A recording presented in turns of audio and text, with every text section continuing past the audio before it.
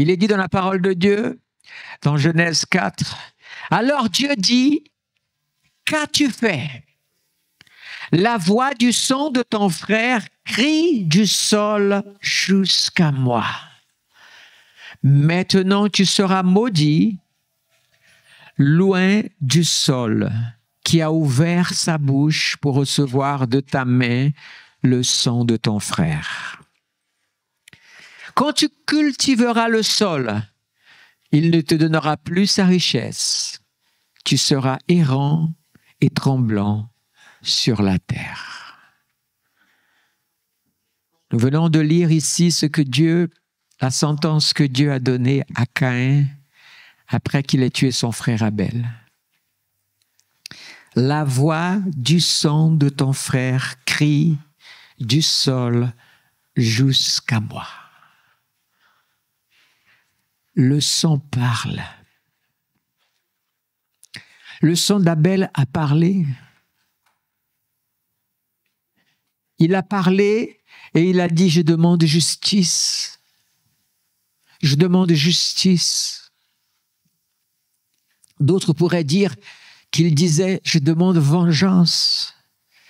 Mais connaissant ce que la Bible nous parle d'Abel, il n'a pas dit, je demande vengeance, mais il a dit, je demande justice. Simplement parce qu'il a adoré Dieu et que son adoration a plu à Dieu. Alors pourquoi t'étonner quand tu sers le Seigneur et que tu marches bien devant lui et que des gens ou des personnes n'aiment pas ça?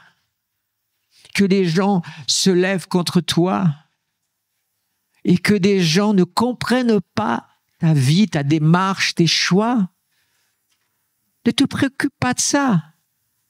Le premier adorateur sur terre, ça lui a coûté sa vie. Et ce n'était ni plus ni moins que sa propre famille, son propre frère. Ils n'étaient que 2 frères, ils n'étaient que 4 sur la terre à ce moment-là. Adam, Ève, Caïn et Abel. Le premier adorateur a payé le prix de sa vie. Alors le sang d'Abel est monté devant Dieu. Il est arrivé que même la terre qui a bu ce sang a reçu une malédiction. Elle a perdu pour l'homme toute la puissance qu'elle avait. Vous savez, on ne peut pas imaginer comment c'était le jardin d'Éden, comme c'était les premières années sur la terre. Vous vous rendez compte? Des fois, on est stupéfait dans certaines régions de ce monde où la terre a encore été préservée de tellement de mauvaises choses et qu'on plante et que tout d'un coup, on voit que les fruits sont plus gros, plus beaux, plus juteux. N'est-ce pas? Sans aucun ajout pour que ça marche. Aujourd'hui, on est obligé de traiter la terre. En agriculture, si on veut que les fruits soient bons, sinon ils sont pleins de choses qui malheureusement privent. Et même encore, quand on veut commercialement que ça porte, je vois que parfois on prend des fruits et on ajoute des choses. Un des fruits les plus célèbres en France, c'est la pomme, et c'est le fruit le plus où on met des produits chimiques. Quand vous allez, des fois vous avez de belles pommes, mais waouh, parfois. Et ça, parce que depuis ce moment où le sang a demandé justice, la terre aussi a été coupable de l'avoir reçu à cause d'un homme. Oui, l'homme est le principal responsable de la dégradation climatique, de la dégradation des polluants et de tout ce qui va, parce que dans le cœur de l'homme, il y a quelque chose de mauvais qui s'est installé. Et Abel, son sang a parlé. Jésus dira des siècles plus tard, dans Luc 11, il dira, en parlant aux pharisiens, aux sadducéens, aux religieux de l'époque, il va dire une parole dure. Dans Luc 11, il dira, afin qu'il soit demandé compte à cette génération du sang de tous les prophètes qui a été répandu depuis la fondation du monde. Et regardez ce que Jésus va dire. Depuis le sang d'Abel jusqu'au sang de Zacharie, tué entre l'autel et le temple. Vous vous rendez compte? Même le sacrificateur, le prophète, a été tué. Waouh! Entre l'autel et le temple. La méchanceté humaine, oui, je vous le dis, il sera demandé compte à cette génération. Alors oui, les injustices humaines, les méchancetés humaines, tout ce que l'homme fait de mauvais, la terre aussi souffre. Mais de temps en temps, elle se rebelle. De temps en temps, elle tremble. De temps en temps, elle secoue. De temps en temps, elle n'en peut plus. La Bible dit que même la nature crie quand est-ce que le Sauveur revient pour nous libérer, parce qu'on ne peut plus. Voyez, le sang parle.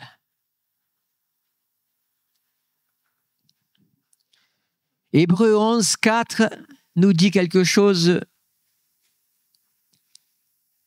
au sujet d'Abel encore, qui dit « C'est par la foi qu'Abel offrit à Dieu un sacrifice de plus grande valeur que celui de Caïn.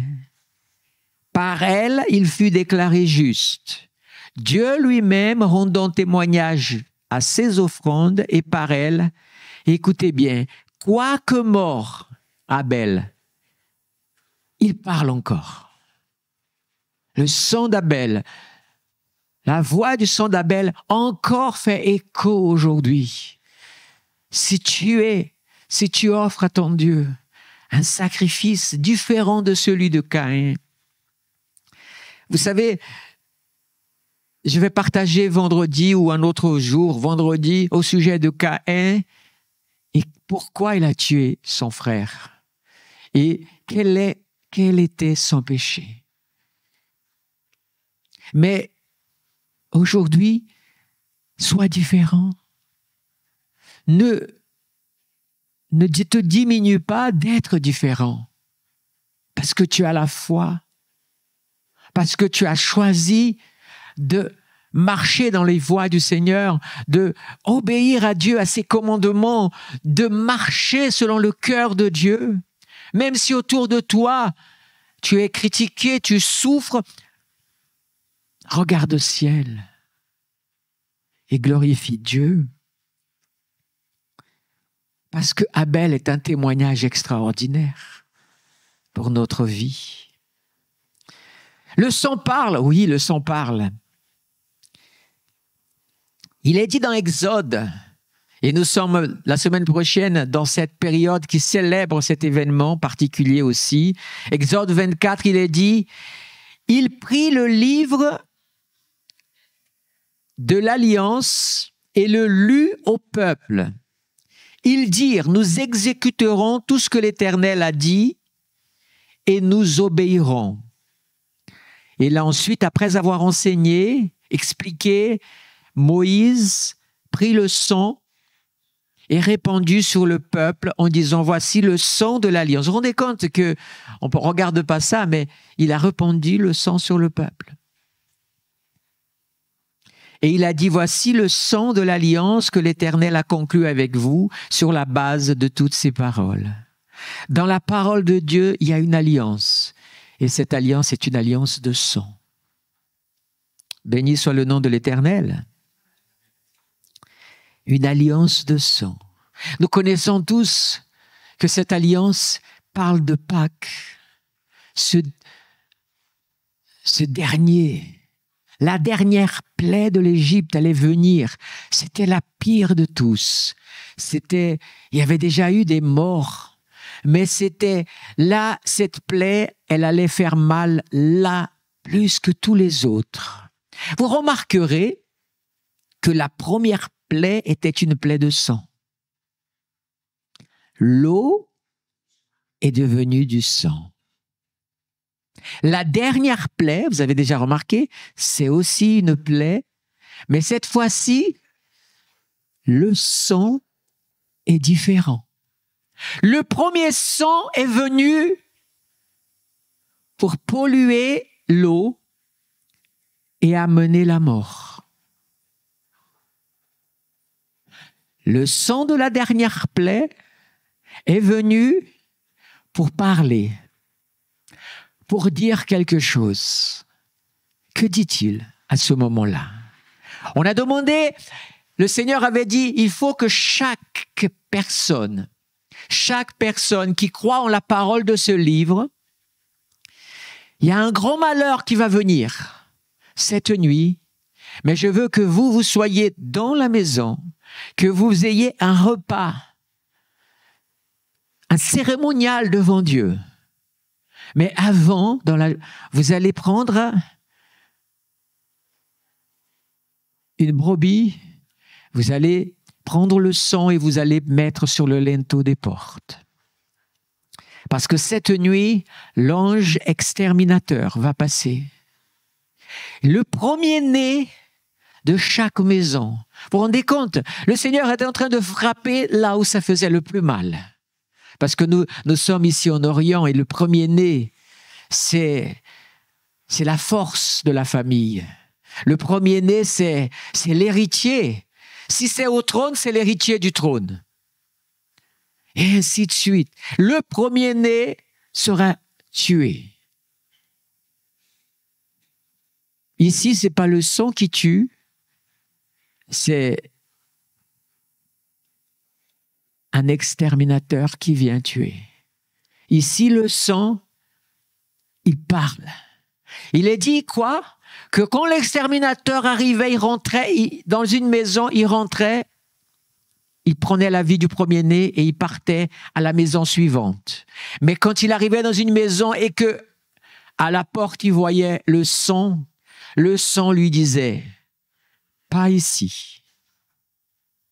Ici, tu ne rentres pas. Ici, tu n'as pas le droit de prendre la vie parce que cette maison est gardée par le sang.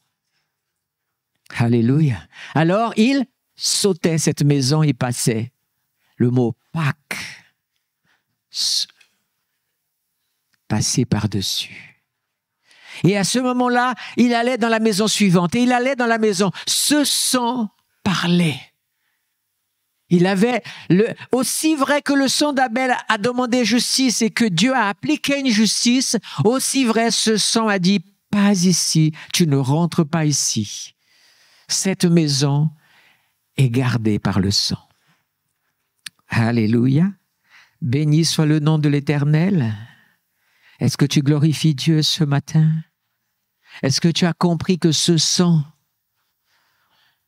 parlait de quelqu'un de spécial? Il est dit dans Hébreux 12, 24, de Jésus, médiateur d'une nouvelle alliance. Moïse a établi une alliance.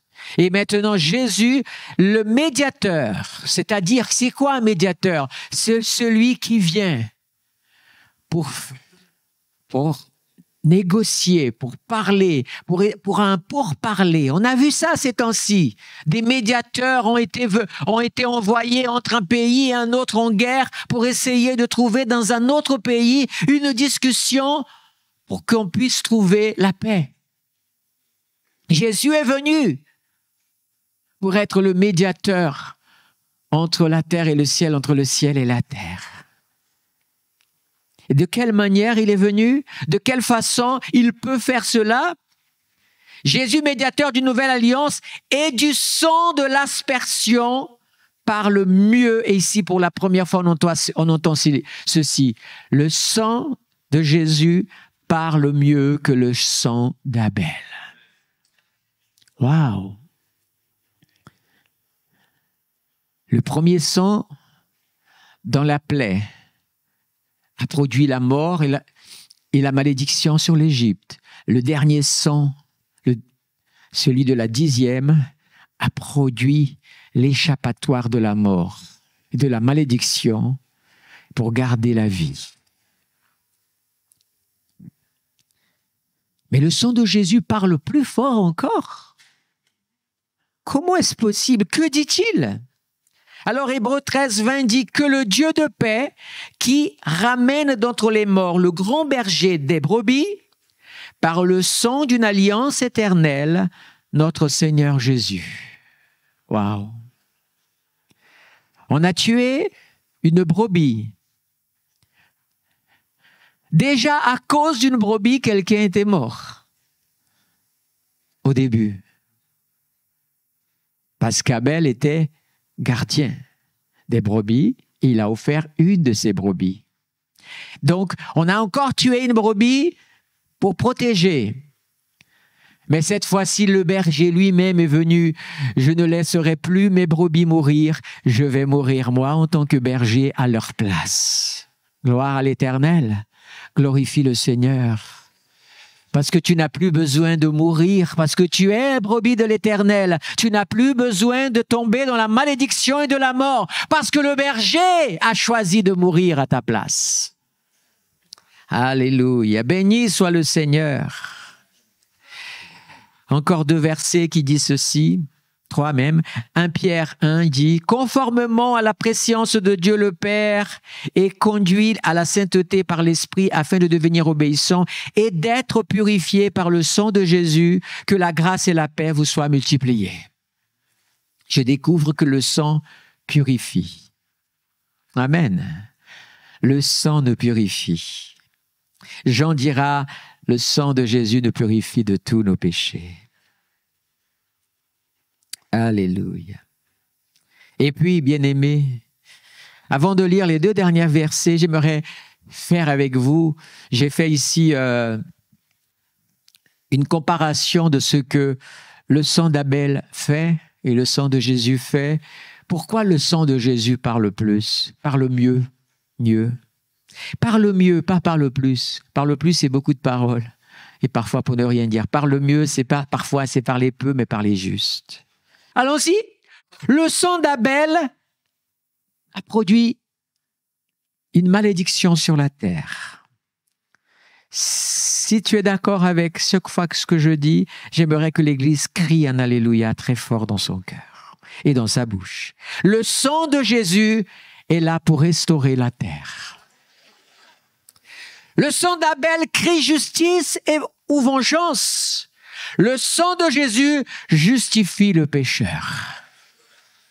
Le sang d'Abel a ouvert le chapitre de la mort, puisque c'était le premier homme à mourir.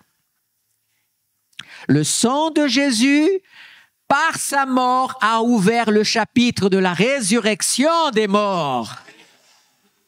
Le sang d'Abel a amené la peur et le deuil. Caïn était dans la peur. Caïn et les parents étaient dans le deuil. Le sang de Jésus a amené l'assurance et la consolation. Et allez, je pourrais passer la journée comme ça, je vais finir avec celui-ci. Le sang d'Abel a amené la séparation. Le sang de Jésus ramène la réconciliation. Alléluia, béni soit le Seigneur, glorifie le Seigneur, Église. Bénis le Seigneur, glorifie le nom de l'Éternel, parce que le sang de Jésus est puissant. Il parle plus que le sang d'Abel, il parle plus que le sang des taureaux, des brebis ou de quelque animal que ce soit. Le sang de Jésus est éternel. Oh, combien ont été achetés par le sang de Jésus ici? Combien ont donné leur vie à Jésus?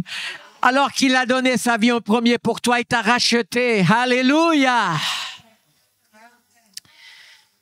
Alors, vous savez, waouh! Merci Seigneur pour le sang de Jésus. Vous savez, dans la Bible, il y a tellement de choses qui se passent. Dieu utilise beaucoup des symboles, des objets. Je sais que beaucoup de chrétiens ont du mal avec ça. Moi, j'ai pas de mal avec ça parce que j'en fais pas une idolâtrie ou un acte, mais simplement quelque chose qui est conduit par l'Esprit de Dieu. Vous savez, nous savons tous que l'onction n'était pas dans les cheveux de Samson, mais c'était le Saint-Esprit. Mais pourtant, les cheveux coupés, longs, il y avait quelque chose. C'était des choses de foi, ça. La cape d'Élie. C'était pas elle qui avait l'onction. On est d'accord? C'était Dieu qui donnait l'onction. Mais la cape d'Élie, c'était quelque chose qui agissait, qui faisait je pourrais dire encore la femme quand elle vient et qu'elle dit « je vais toucher ses vêtements ». Alors, oui, certains, j'ai déjà vu des personnes parler et je ne discute pas le contraire. Quand quelqu'un vit dans l'onction, parfois est même dans les vêtements.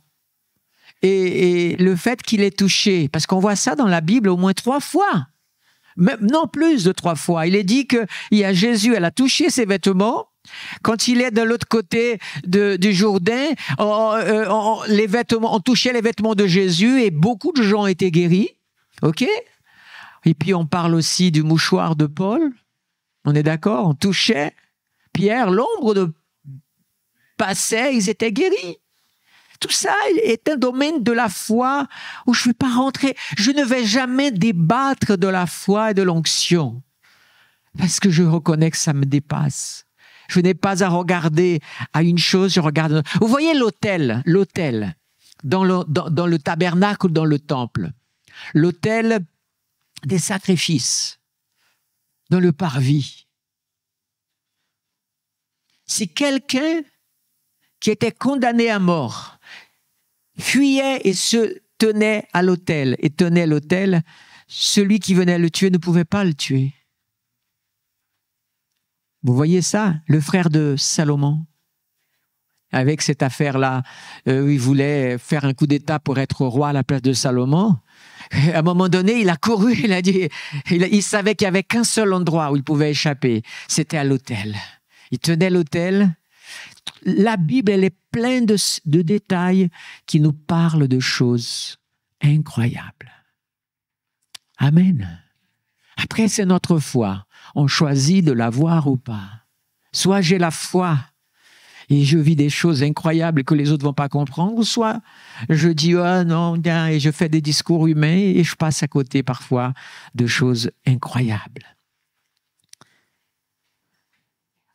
Matthieu 26, 28, il est dit « Car ceci est mon sang, le sang de l'alliance qui est répandu pour beaucoup pour le pardon des péchés. » Nous allons célébrer dans un moment la Sainte Seine et nous avons la coupe et le corps. Jésus dit « Ceci est mon corps, ceci est mon sang. » On est encore d'accord que nous, on est d'accord par rapport à tout ce qu'on voit dans la Bible, que ce pain et cette coupe ne deviennent pas le sang littéral de Jésus. Mais il est exactement, avec tous les exemples que j'ai donnés, ce symbole, cette dimension spirituelle que quand je m'approprie, je reçois l'essence spirituelle de cela. C'est pour ça que sur ce point-là, je suis complètement d'accord avec Calvin. Quand on mange le pain, on boit la coupe, on ne mange pas le corps physique de Jésus, on mange le pain et la coupe. Mais quand il rentre en nous, il devient le sang et le corps de Jésus qui agit en nous par le sacrifice de la vie. Alléluia! L'esprit de vie agit.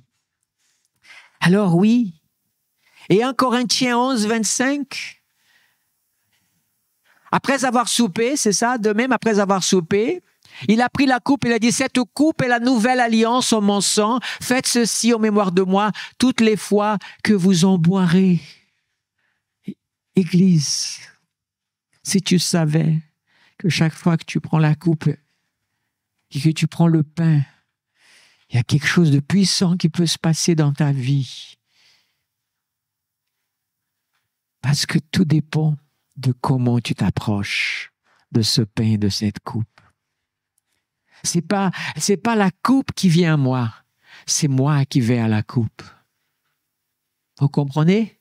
La coupe, elle est déjà venue à la croix. Elle a déjà laissé le chemin tracé. C'est moi maintenant, quand je viens à la coupe. Est-ce que je viens comme celui qui est condamné à mort en disant, si je vais cette coupe, je renouvelle la vie. Je peux t'assurer que même les maladies de ton corps, selon ta foi, disparaissent aussi. Parce qu'au moment où tu prends la coupe et tu manges le pain, il y a la vie de Christ qui coule en toi. Si tu le prends de façon très Oui, encore un jour de coupe, encore un jour, je sais pas, vous comprenez, tu rends quelque chose de tellement naturel. Tu vas vivre le naturel. Mais quand tu prends quelque chose qui devient un acte de foi, comme on peut voir tant de fois dans la Bible, et tant de fois, et je n'ai pas donné tous les exemples, alors qu'est-ce qui se passe? Ma foi. La prière, pour finir cet exemple, la prière, c'est la prière. Il y a des gens qui prient à droite, à gauche, de toutes sortes de prières. Mais par contre, quand la Bible dit, quand tu pries Dieu le Père au nom de Jésus, avec la foi, voilà tout ce que dit les versets, je mets que les ingrédients dessus, comme dit le texte dans l'ordre, avec foi, en croyant que tu l'as déjà reçu, tu verras l'accomplir. Qu'est-ce qui s'est passé? C'est la prière que tu as dit, les mots que tu as cités qui ont « Ah, tiens, ces mots m'ont convaincu ». C'est pas ta prière et les mots que tu as utilisés qui ont fait la différence. C'est ta foi qui a manifesté la gloire de Dieu dans ta vie. Le sang de Jésus a été versé il y a 2000 ans. Il y a 2000 ans. Ou presque 2000 ans. Et pourtant, il continue à produire un effet dans ta vie. Vous voyez? Ce sang de Jésus humainement, le sang humain de Jésus, il est tombé juste toute la totalité. À la fin, il n'y en avait plus, c'était de l'eau mélangée avec du sang. Par terre, sur tout le parcours, il a séché, comme tous les sangs ont séché. Vous voyez? Mais la dimension de ce que ce sang représentait la vie, en nous montrant Abel comme le modèle du premier sang et lui comme le sang rédempteur, produit aujourd'hui aussi une puissance. Comprends-tu, Église, cette dimension de l'Esprit de Dieu? Alors, vous voyez, je vais retirer ici ma cravate. J'ai mis une petite cravate rouge, rouge sang. Ça, je vais mettre dans ma poche. On ne sait jamais, je peux l'oublier. Je vais tirer ma cravate.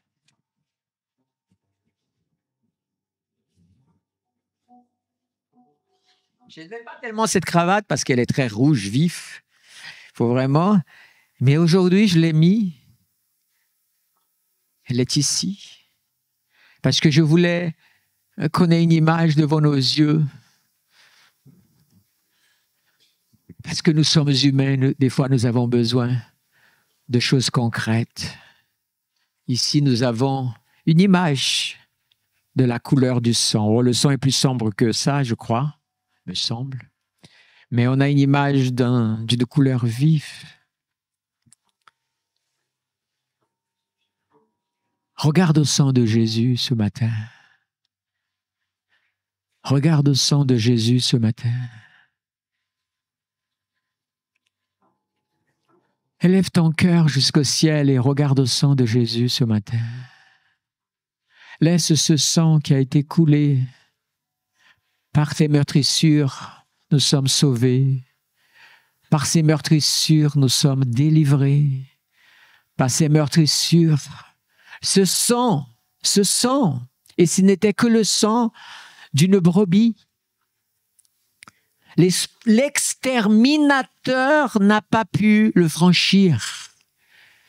L'exterminateur, c'est-à-dire, certains disent l'ange de la mort qui était venu ce jour-là, il n'a pas pu franchir parce que même si c'était le sang d'une brebis, mais à ce moment-là, il représentait ce qu'allait être le sang de Jésus et il a respecté cela.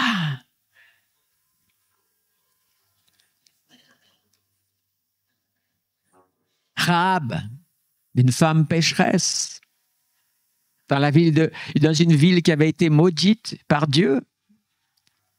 Comme quoi, tu peux habiter dans un endroit qui est considéré comme maudit, selon les dires des gens. Mais si toi, tu tournes ton cœur au Seigneur, au milieu de la malédiction, le Seigneur te garde. Je trouve magnifique parce que Les espions ont dit, tu sais ce que tu vas faire, si tu veux échapper, tu vas à ta fenêtre. Tu vas faire quoi? Tu vas prendre une corde, un cordon de quelle couleur, s'il vous plaît? Rouge, les amis. Rouge, et tu vas attacher. De manière que quand il y aura le tremblement, à ce moment-là, ils ne savaient pas encore. On peut le dire maintenant comme anachronisme, on sait ce qui s'est passé. On peut dire, quand il y aura le tremblement et que les murs vont s'écrouler et que les soldats vont rentrer pour finir le travail, quand ils vont aller de maison en maison, c'est drôle, c'est comme en Égypte, ils vont aller de maison en maison pour tuer les adversaires. Mais il y avait une maison au milieu de toutes les maisons à Jéricho où il y avait une corde rouge qui était là. Et quand ils sont arrivés, les soldats, ah non, on nous a dit. Et qui est-ce qui avait dit ça, s'il vous plaît? Un certain Josué, Yeshua. C'est son nom. C'est le nom Jésus en hébreu. Il a dit, c'est là où il y a le cordon, vous ne touchez pas. Ce cordon couleur rouge. Il s'était même pas, c'était juste la couleur. Mais cette couleur, elle représentait déjà ce que le sang de Jésus fait dans ta vie. Quand tu marches avec le Seigneur, tu dis Seigneur, oh Seigneur, je suis lavé par le sang de Jésus. J'ai été racheté par le sang de Jésus. Il y a un apôtre qui dit, et vous avez été lavé, et vous avez été sanctifié, et vous avez été justifié au nom de Jésus, par son sang. Alors ici, tu as une couleur rouge. C'est qu'une cravate. Mais c'est la couleur rouge juste pour que tu aies devant toi cette image du sang, mais du sang de Jésus. Pense au sang de Jésus ce matin. Laisse la grâce de Dieu venir à ta rencontre. Tout à l'heure, on va prendre la Sainte Seine dans un moment. Et prépare ton cœur. As-tu la foi pour recevoir un miracle de Dieu ce matin? Le plus grand des miracles a déjà eu lieu pour toi, il a eu par avance. Toi, ça fait 20 ans, 3 mois, 1 an, 30 ans, 40 ans, 50 ans que tu es sauvé, que tu as donné ta vie à Jésus. Mais ça fait presque 2000 ans que ce prix a déjà été payé pour toi. Tu as simplement, c'est quand ton temps est venu, quand ton heure est venue, dans le sens de que tu as vécu, que tu es arrivé sur terre et que tu as rencontré le Seigneur, tu as été sauvé parce que tu as accepté ce sang. Et ce sang parle plus fort que le sang d'Abel.